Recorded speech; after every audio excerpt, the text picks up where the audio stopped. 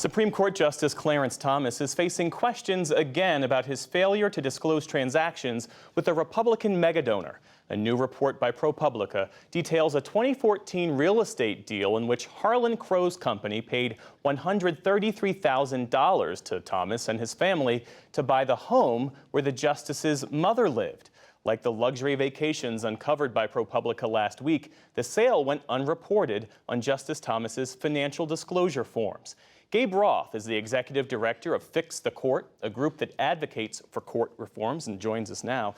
So Gabe, this $133,000 transaction between Justice Thomas and Harlan Crow, which Justice Thomas didn't disclose as the law requires, this marks the first known instance of payments between the two men.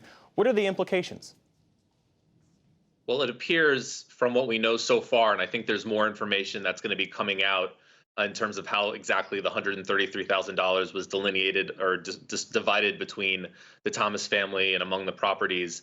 But the federal law is very clear. It says that to follow the financial disclosure law that was passed in 1978 after Watergate, filers, including Supreme Court justices, have to provide a brief description, a date, and the value of any purchase, sale, or exchange of real estate that exceeds $1,000. So this is obviously more than $1,000. Even if you divide the property up several ways, it's more than $1,000. So this is a violation of that statute, and there should be repercussions for that.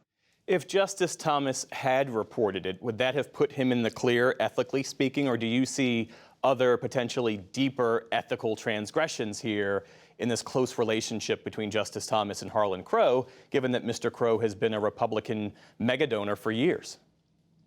Love the leading question. Yes, I think that's pretty clear. That I think there's more than just the statutory violation on the real estate. I mean, the $500,000 valued trip via private plane and yacht to Indonesia, and the trips to New Zealand and East Texas and upstate New York. I mean, there's nothing like this on the Supreme Court, at least since Scalia passed away, where you have a single individual reaping such largesse from another individual.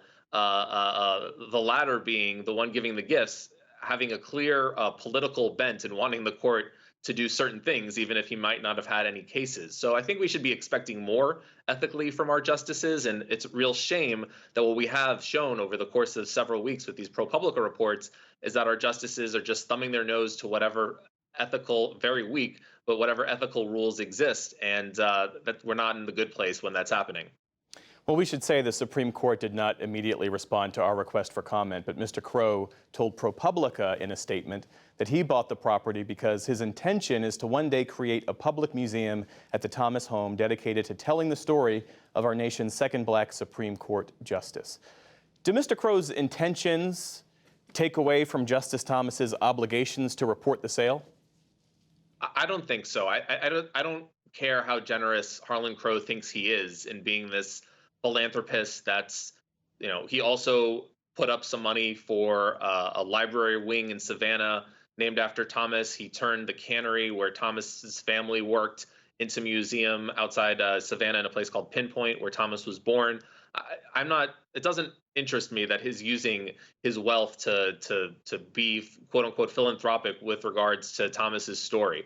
The fact that a single individual is spending hundreds of thousands, if not millions of dollars, helping out a guy on the Supreme Court, just that sentence. I mean, forget all the other details. Someone is spending millions of dollars to assist somebody on the Supreme Court with something. That in and of itself is enough to raise a ton of ethical questions. And I really think we might only be scratching the surface here. I would expect more details to be coming out about not only Thomas, but some of the other justices, right? I think there's now a cottage industry.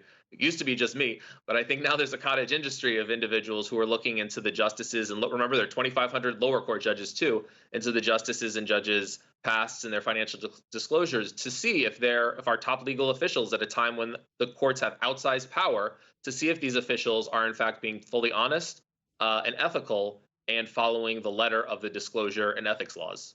At the start of our conversation, you said that there should be repercussions, but there is no way to enforce Supreme Court justices to comply with disclosure laws, and short of impeachment, there's no penalty that's applicable to them. So what then is the remedy?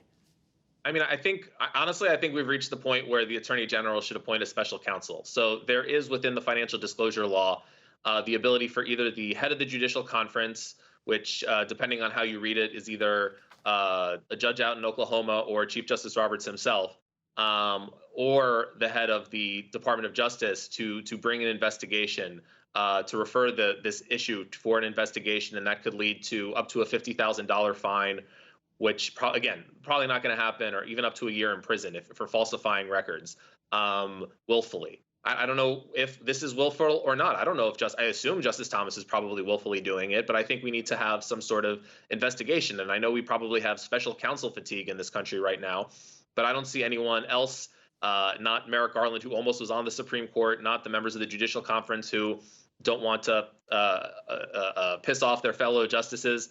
I think that you're going to have some neutral third party investigate this, because we really don't know the extent of this ethical issue. But at the very least, everyone who's talking about it realizes that it's a major problem, and it's really impugning the integrity of our top court at a time when the court, especially after the leak and all these opinions reversing precedent, can least afford to fall even lower in the public's esteem. Gabe Roth is executive director of Fix the Court.